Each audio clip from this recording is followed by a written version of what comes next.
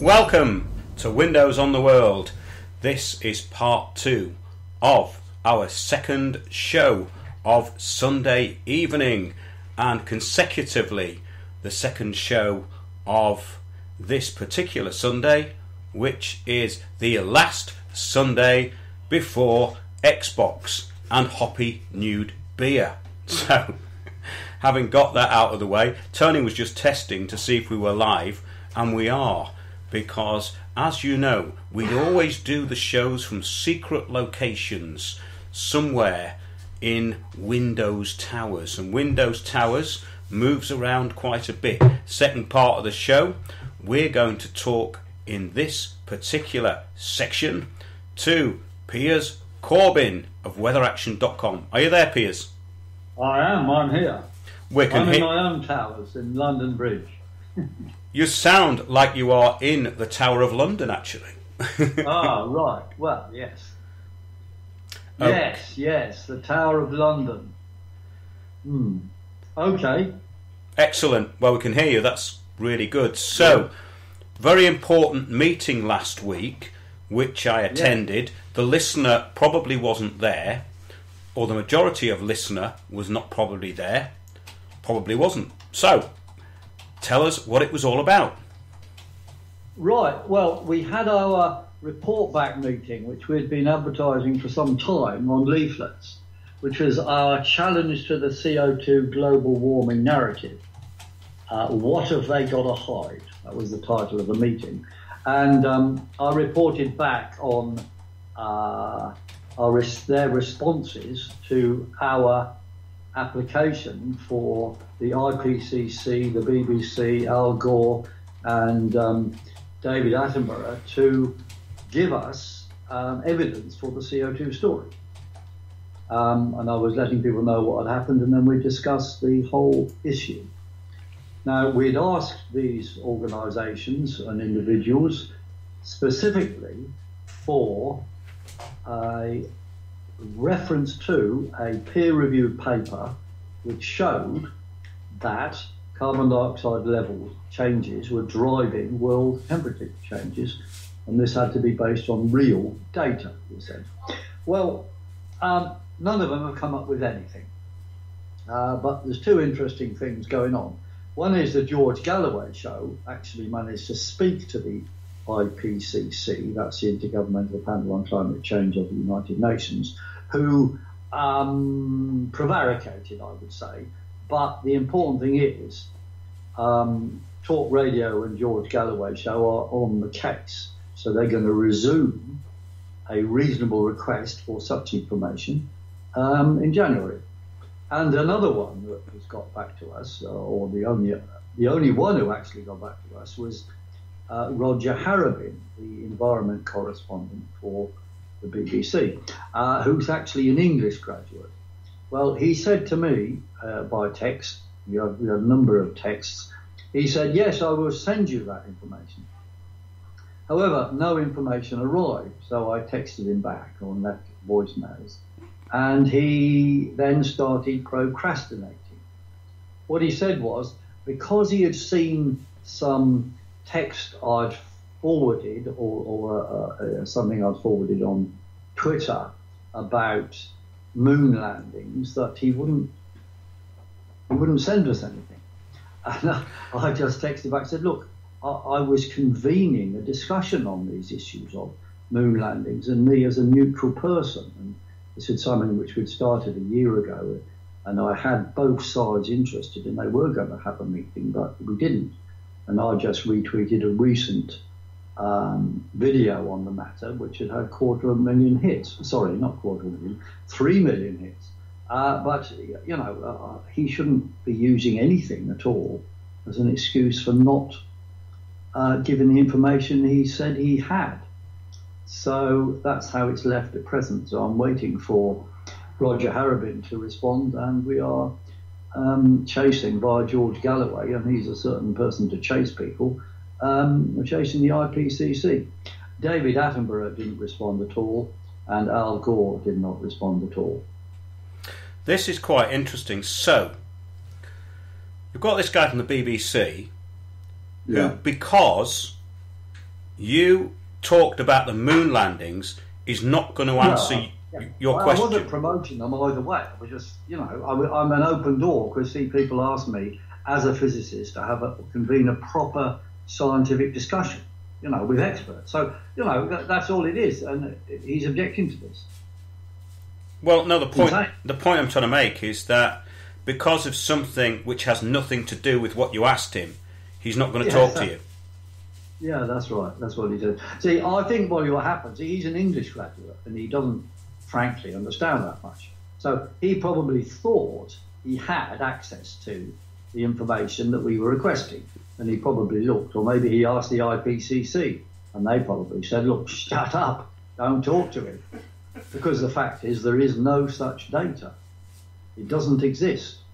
And I discovered this in 2004, and I said at the meeting yesterday on Thursday that we were really very slow to get ourselves together over the years about this stuff. Instead of arguing the toss about details of this and that, we should have just gone full frontal. Look, there's no evidence. You guys ought to give up. Now, some of us did that from time to time, but we should have been a lot more focused. And as it is, we just have the whole of the mainstream media repeating lies. I mean, they are repeating pure lies about climate change. They're fabricating data and treating opinion as fact. Well, it's an interesting situation, and one that we report on quite a lot. In other words, It's the post-truth world. The facts do not matter. It is the belief of the person making the statement that matters, not the facts. Now, that is really absurd, but something that we cover in great detail. The psychological aspect of this, the basic stupidity of the responses you get from these people. It's like I suppose you think Elvis's brain is on the moon. And in response to... Sort of thing, whatever you think about Elvis's brain or moon landings or anything you care to say, they're just diversions from, a straightforward question about man-made climate change. Now, I think the important things that came up at this meeting were, first of all, just noting the range of people who came from distances. They came. We had, physicists speaking, me, Peter Gill, and Philip Foster. We also had an MEP, Stuart Agnew, who gave and he's also a farmer, gave a very amusing and interesting contribution. And we had attendees from, as far away as Cornwall and the Northern Ireland. And all of them, quite committed. But I think this was one of the first meetings where we've really had, in public, moved quite beyond just talking about climate change science, which we did in deeper than normal, but we also moved into showing explicitly how the climate change story is used in the whole of Agenda 21, and it's part and parcel of the United Nations and European Union ways of dominating the world. And therefore, in this current climate, political climate, Brexit is vital, and no deal Brexit in particular is something we ought to go for, because the so-called deal that Theresa May's produced is actually to keep us imprisoned in the European Union. And the ideological grip that the European Union has is largely based on the man-made climate change story. And that is used to dismember British industry, what's left of it, and steal British fish. So, which of course is interesting as a resources issue. So the point was clear to people that, we've got a kind of new expanded unity of politics and science and the seeking of objective evidence-based truth through the launch of the Independent Academy for Accountable Science, which we've been talking about. So this, in a way, was a pre-meeting of that, and people who are specifically helping build that idea to have proper assessment instead of secret assessment of scientific papers were present. So really, it was a very, very good meeting, and I know you're going to be putting out soon a video of it. There is some video done by Electric Universe people there, but I think the one you've done is probably particularly good quality because you have the static camera for it. Quite an interesting meeting. Yeah, we'll be putting that out. And your talk was very condensed. You did actually about an hour long, and the other speakers were incredibly interesting. Philip Foster with his Grenfell Tower information. That is something that we will be putting out. And an incredibly interesting and unique angle which nobody else has come up with yet. So that will be hopefully a bit of an exclusive for us to put out over the next few weeks. The thing is with all this is that I try and cover a lot of different areas with what we're doing. It's all called The Bigger Picture, which is the name of our talks that we take around the country. And if you want to book it, please do. It features myself, Sandy Adams and Piers, and we go into great detail as to what is behind the climate change agenda and what is the actual ultimate aim of all this, which is the Agenda 2030, which is the United Nations agenda for the 21st century updated, and they want us all living in smart cities and out of the countryside by 2050. So all of this we've covered in great detail. There's a lot behind it. It actually covers pretty much everything that's going on. You can tie everything into these principles because it's a global action plan that implements everybody at a local level. We've done many shows on that, and most of our listeners will be very familiar with it all. But the thing is about all this is that we're talking about a very small group of people here, of scientists, even ex-IPCC contributors. And a lot of the public do not know anything about the background of the climate change agenda, where it came from, what it's actually about. And this goes across the board, and it doesn't matter whether you're talking about what we were talking about earlier, about Gilad Atzmon getting banned from Islington Assembly Hall, or the actual climate change agenda. There is so much misinformation as to what these issues are actually about that the public get bogged down in the media propaganda, and that is the problem with all this. In fact, when we were at that the meeting the other day, the presentation, there was someone next to me who'd come along, obviously as a skeptic, and he stormed out about halfway through, and he said, "I have a degree in physics," as though that excused him kicking the tripod and walking out, which I couldn't really understand. But the point is that why did he not stick around to ask some questions? If you're going to challenge something, then you should be able to do it. This is my kind of angle on it, in that if I want to put something forward... Yeah, well, we have time for questions, yeah. Yeah, but you have to have an argument, don't you? I mean, it's in legal terms, you have to have an argument. You can't just storm out and say, "I've got a degree in physics," which I don't actually understand what that had to do with it anyway. It's a bit like that fella when we went to the Extinction Rebellion, when they were lying down for no apparent reason outside Downing Street, talking to each other and looking very smug. This fella had brought his young lad who was going to lie down outside Downing Street. And yeah, I know. And the fella said, he said, "I've come all the way from Gloucester for this," as though that was the entire reason for the excursion. In other words, I've come all this way. Oh, I've increased my carbon footprint for him to lie down with a few other people outside Downing Street, facilitated by the police. And when I asked him what he knew about the SR15, the Special Report 15 from the United Nations, which is the whole purpose of them being there, he didn't even know what I was talking about. No. So that is a huge problem, isn't it? No.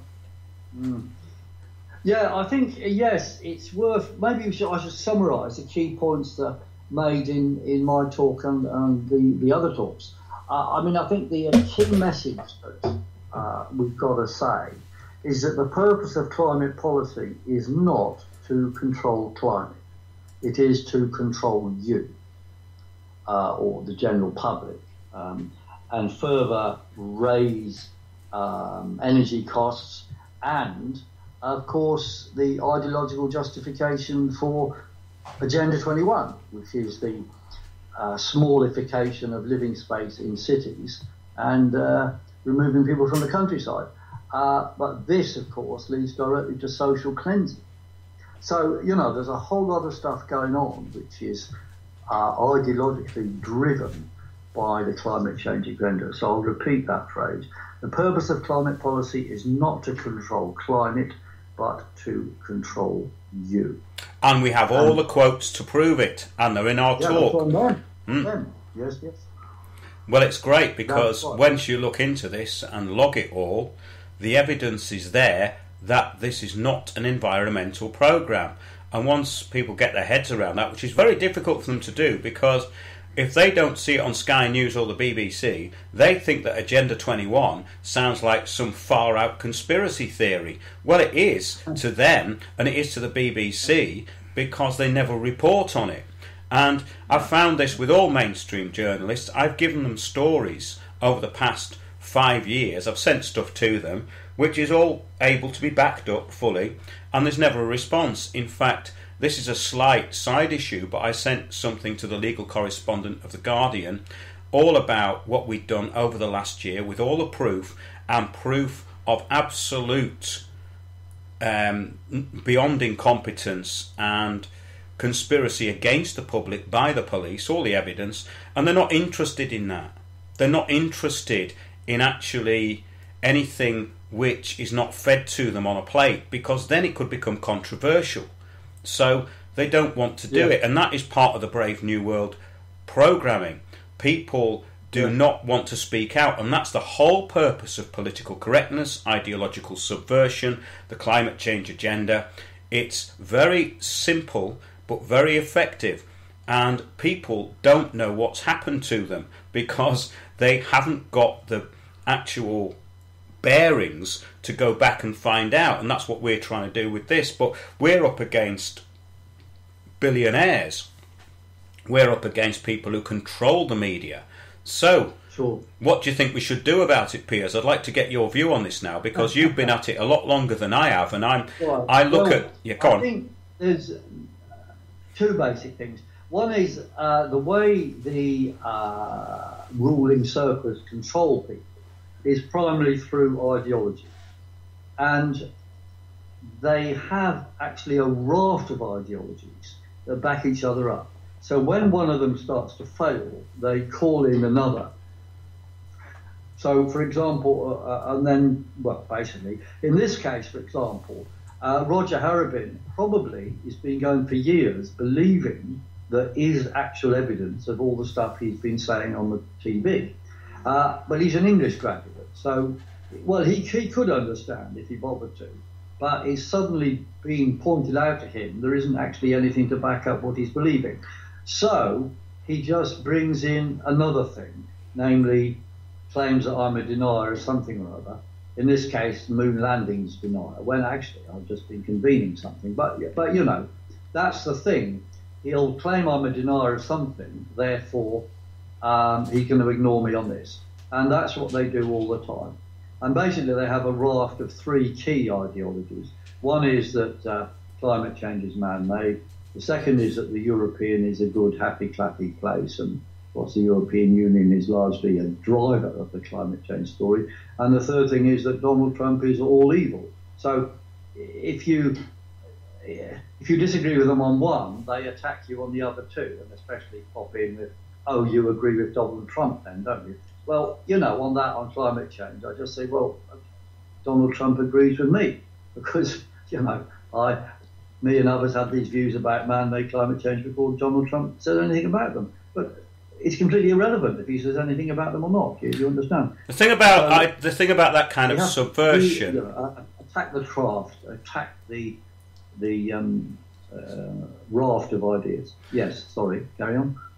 The thing is about that kind of subversion is that it generally leaves people speechless.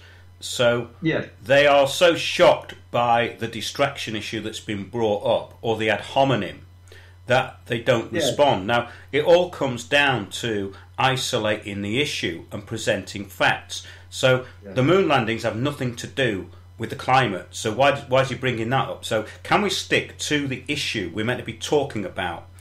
You said you were going to respond to us on this issue.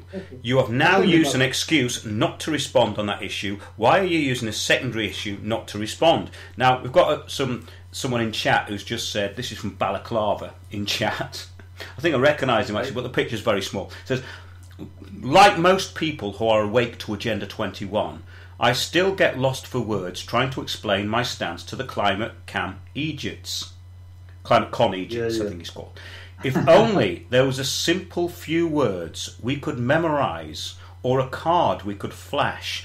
Could you two possibly condense the anti-climate change argument into a few succinct words for us to download and share? Well, we could use Ottmar Edenhofer's quote of, "This is not an environmental programme." Now, this sort of thing is very important. When you get these direct quotes from the UN, that basically we're going to use this for our agenda. Those quotes are incredibly important, and I think maybe people should use those. We do have them in the talks, but maybe those should be put onto a card. What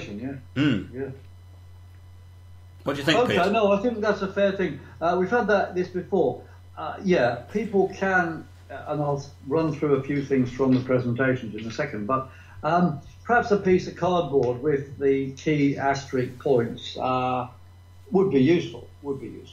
I mean, you could take a page out of my presentation, for example, but I think, if people are asking for it, we ought to produce what is said.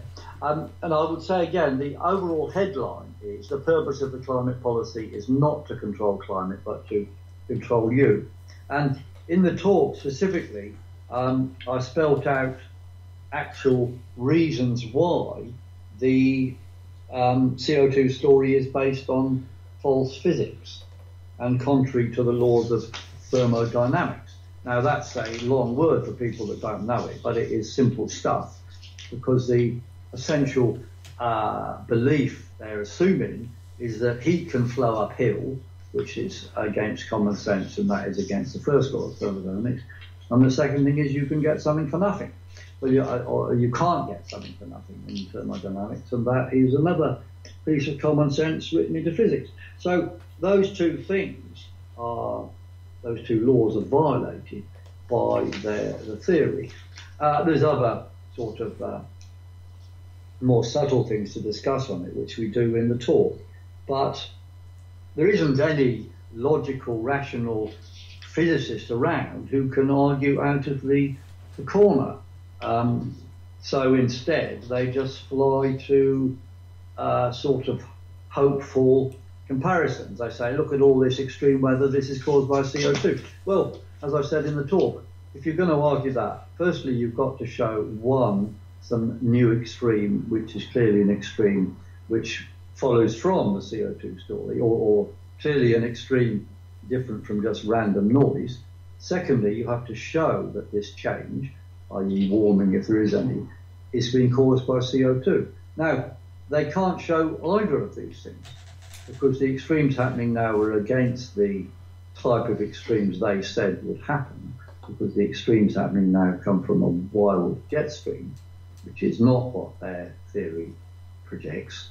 And the second thing, whatever happens, they've got to show with actual data that this is due to extra CO2. And this they cannot show, because in the past we've had fluctuations of CO2 which have corresponded with CO2 going up and temperatures going down. So there isn't a law or a rule which can be found in past data. The only rule in past data is that carbon dioxide levels on average, after a long time, follow temperature levels. In other words, at the end of an ice age, temperatures go up, and then later carbon dioxide levels go up because the CO2 is expelled from the sea. So all this is real physics and explicable, whereas their theory was not explicable. And it is fantasy. And as you say, Mark, they admit in their postulations that the CO2 story is actually just there to make another agenda. And the agenda they put forward, they say, is to redistribute wealth. Now, a lot of people that would describe themselves as left-wing think that is great. Where did I say that? It's a progressive lie, let's go along with it. Well, but if you bother to look, you can see this redistribution of wealth is not downwards, it's actually upwards. It's about artificial scarcity and rationing. Yeah, it's about actual theft fact. by the Wall Street corporation. Well, let's have a listen to what the Club of Rome said. In 1993, the club published the first Global Revolution, which is a book you can find and you can read. According to the book, divided nations require common enemies to unite them, either a real one or else one invented for the purpose. Because of the sudden absence of traditional enemies, new enemies must be identified. Now, the Club of Rome is basically an elite think tank. So this is a quote from the first Global Revolution.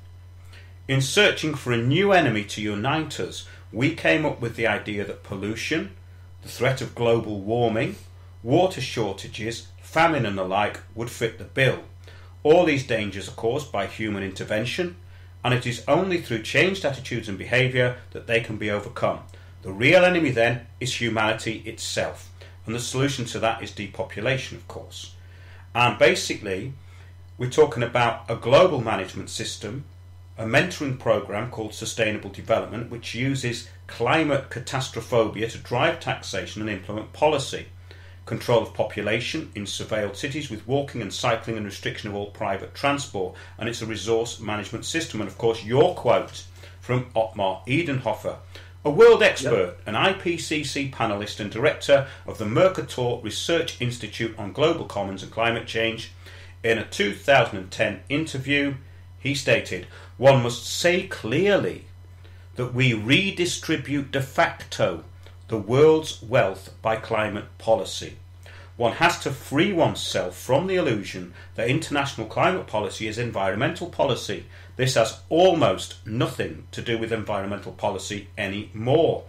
Al Gore stated, "We should replace employment taxes with a pollution tax system, principally CO2. I really believe that would help our economy and our competitiveness." Should we have a few more? What drives climate change? Here we go. This is Mikhail Gorbachev in 1996. "The threat of environmental crisis will be the international disaster key that will unlock the new world order." Now this one's by Paul Watson, co-founder of Greenpeace. "It doesn't matter what is true, it only matters what people believe is true." Now those are the words of a tyrant, if he's saying that. Yeah.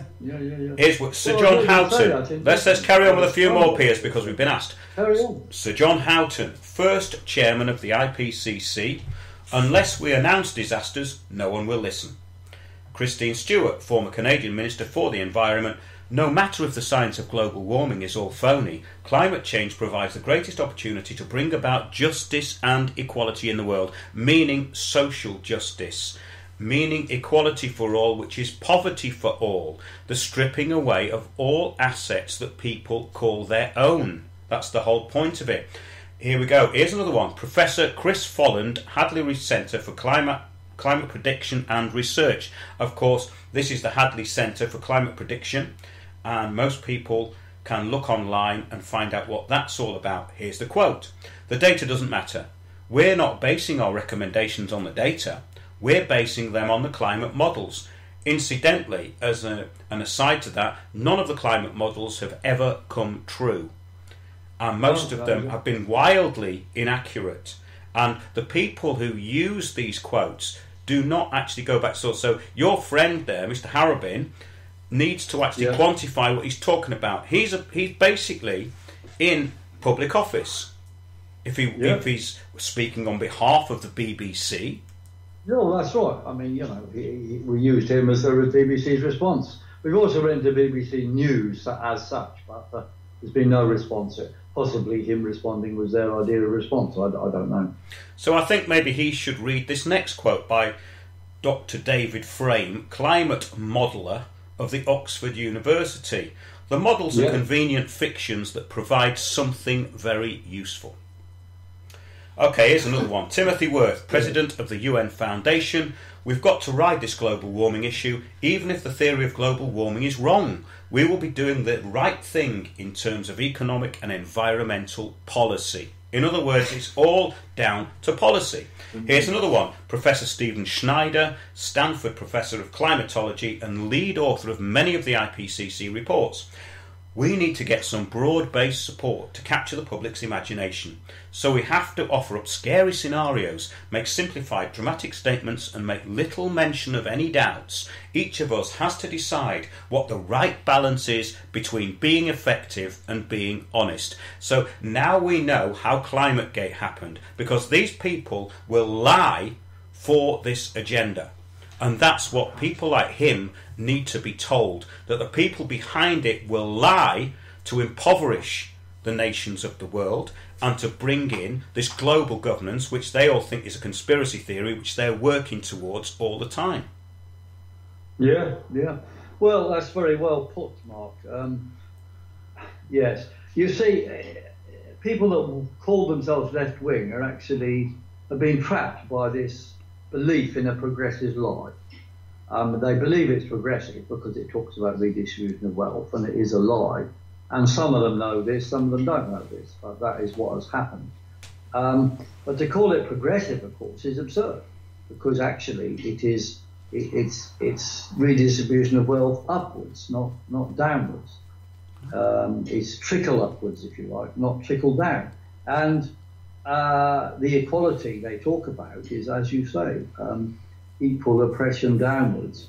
And as we speak, the rich in the world are getting richer and richer. The tiny percentage that own most of the world are increasing in wealth, and the average income, including across the Western world, is going down. And of course, we are having responses now. The yellow vests are a big response. And hello, are you still there, Piers? Maybe his battery's run out. Maybe yours has. No, it's not. Right. Ah, right. Piers is in no man's land at the moment. I think he's trying to reconnect. But there's some really, really good points there we brought up. I know that's slightly complicated.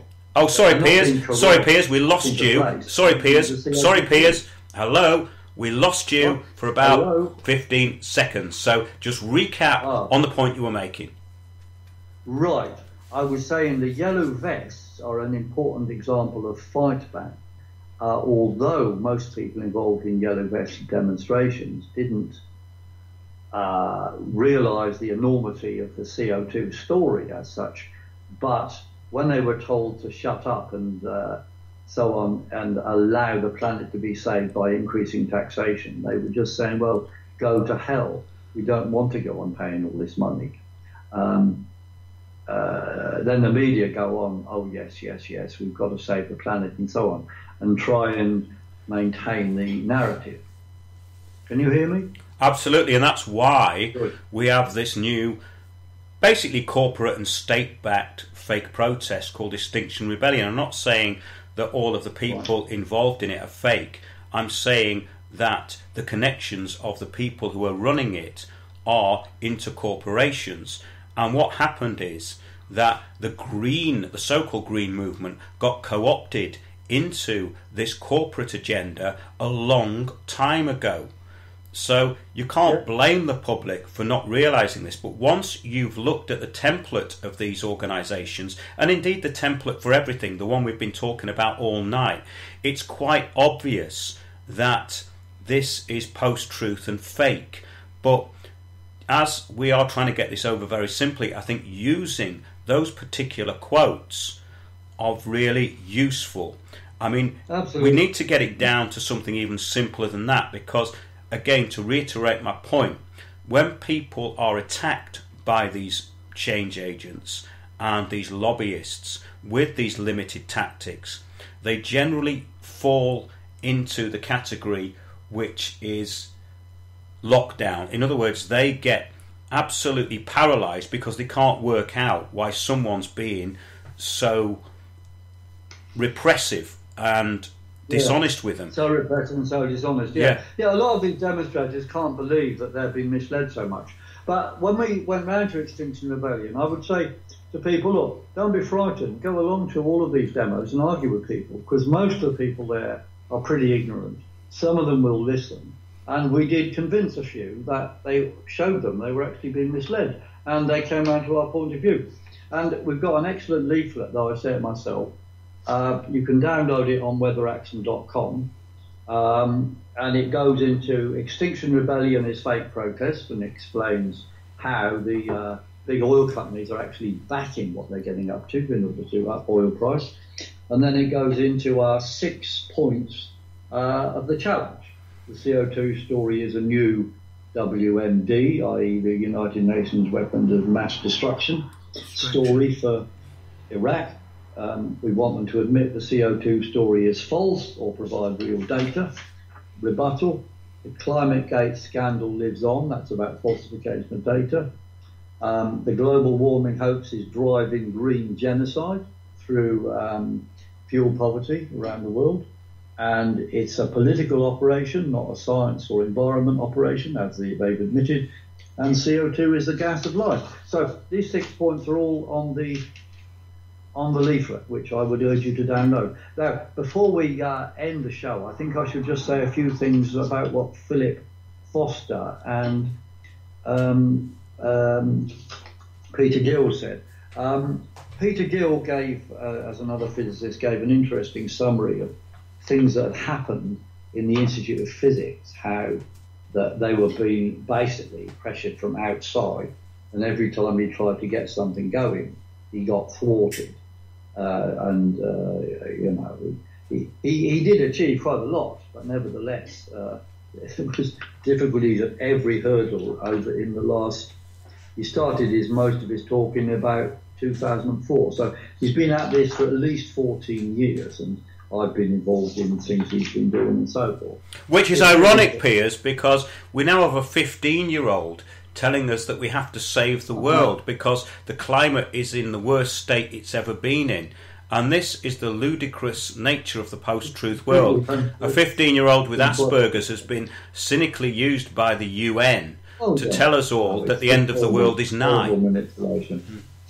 Yes, so that was what Peter Gill talked about. And Philip Foster talked about the issues around Grenfell Tower, where he said basically it's green policies largely driven by the European Union which caused the Grenfell Tower disaster.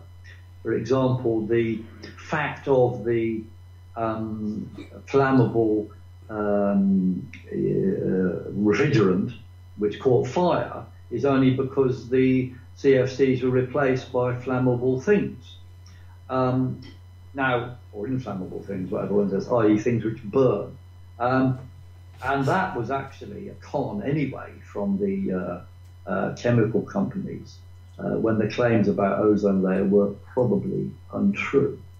And the second thing that ensured the death of all those people was the burnable cladding, which was put around the building. Now, it needed to have been put around the building. They could have kept asbestos, white asbestos, which is safe so long as not touched. Blue asbestos is dangerous, but safe asbestos is perfectly safe in place. That was removed, though, of course, because there's money in, saving the planet and all that stuff. So those two things, and some other stuff too, but those key things made the Grenfell Tower disaster waiting to happen, and there's more of them around the country. Well, he went into measures were not taken, and safety measures were not in place for these possibilities. He went into a great amount of detail in that, and I will put that up. Actually, you'll find that on Windows on the World, and you'll find it on our YouTube. I'll probably put it on Spreaker as well. We've got quite a lot of interesting stuff, and there was also somebody at this event where you and the other speakers were last week, and he'd been to the COP24 conference in Poland. He had some very interesting things to say about their lack of knowledge about anything to do with what was really going on. It's absolutely fascinating that the people that get invited to these things, a lot of them, ironically, he said, were wearing Extinction Rebellion badges, so they're all bought into state protest as well. So not only are they spouting the rhetoric of the state, they're also supporting the opposition, the so-called opposition to the state. And as we know, the globalists create anti-globalists. So people who are outside all that, like us, are kind of marginalised because we obviously must be wrong because we're not part of the real protest, you know. But in conclusion, for myself, I'll give you the last word, obviously, co-host. Okay. This is a little joke that happened because when myself and Piers got slandered by some lobbyists several weeks ago, it's all disappeared, of course, because it couldn't come to anything. Piers was actually put down. I think. Was I your co-host or were you my co-host? Oh, you were my co-host. It's a bit like you being the brother of. So it's like you. Yeah, but you start off your talk with a little quote about you and your brother. Give us that one because it almost mirrors that, doesn't it?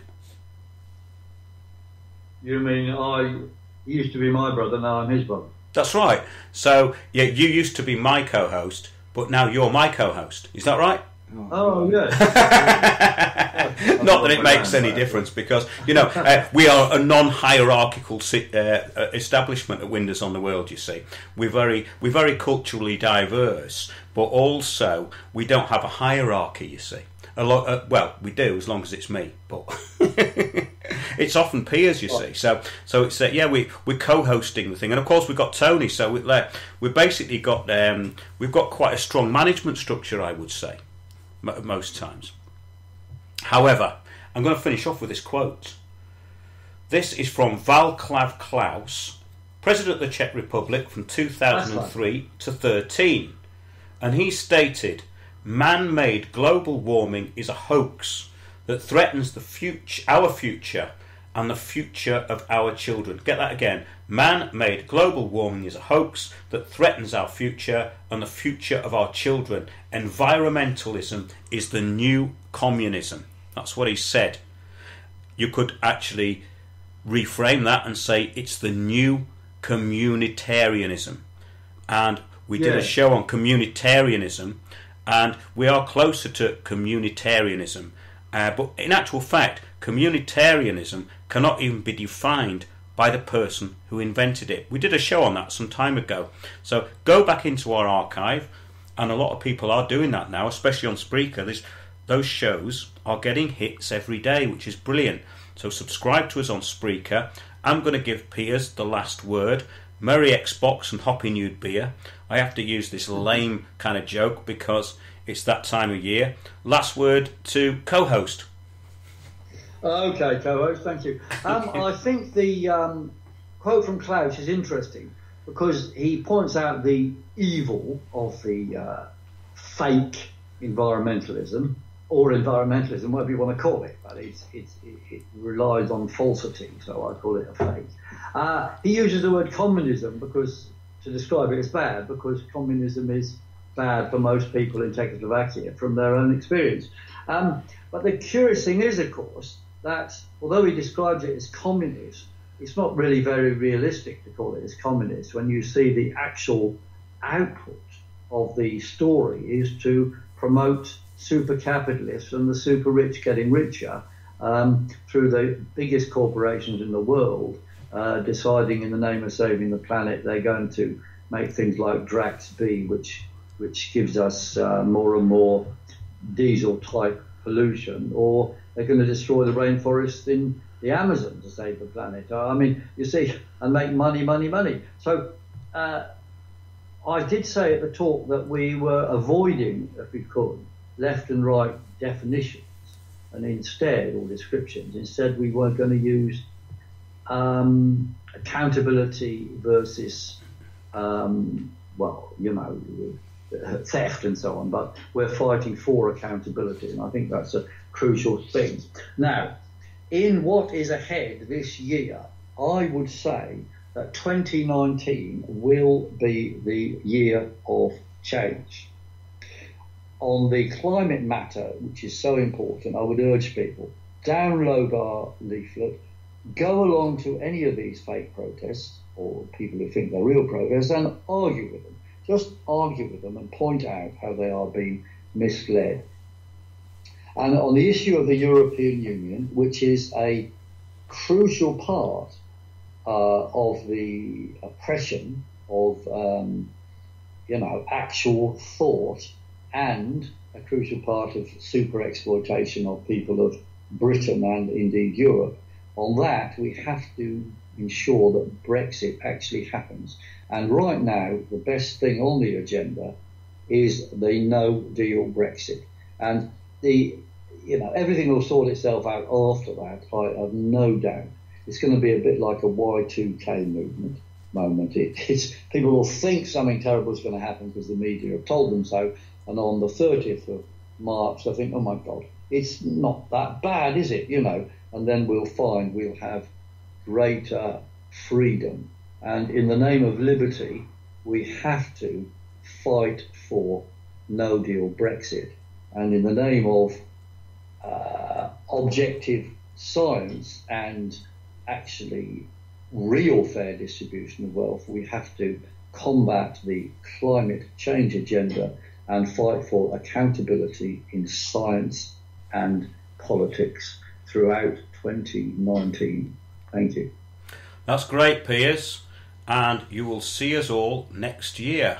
Well, you'll see us and hear us. You can book our talk, The Bigger Picture, and get in touch through the website. Keep sending in information, and thanks for listening, everybody. That's about it. Can you say good night, please, Tony? Okay. Cheers, Piers. Cheers, Mark. Cheers, everyone. Have a good one. Thanks a lot, everybody. Good night. Bye.